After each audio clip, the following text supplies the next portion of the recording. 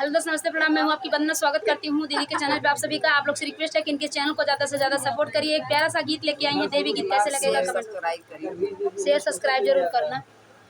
चम चम चमके तुहार माई, चम चम चमके तुहार माई, तोरे चुंदरी पे चमके लालार माई, तोहरे चुनरी पे चमके लातार माई।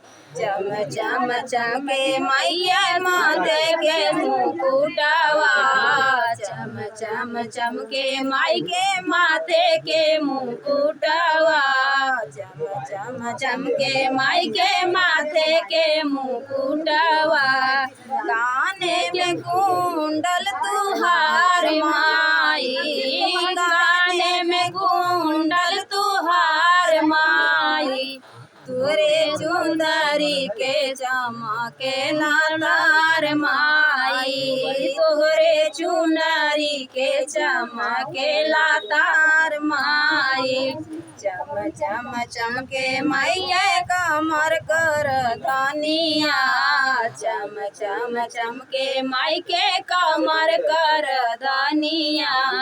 माथे पे टीका वाली लार माई, माथे पे टीका वाली लार माई, मारे चुंदरी पे चमके लातार माई, तोहरे चुनरी पे चमके लातार माई, तोहरे चुंदरी पे चमके लातार माई। चम चम चमके माई के हाथे के अंगूठिया, चम चम चमके माई के हाथे के अंगूठिया। नैन में गजरा कहार माई, नैनों में गजरा तुहार माई, मजी चम चम चमके लालार माई, हे जी चम चम चमके लातार माई।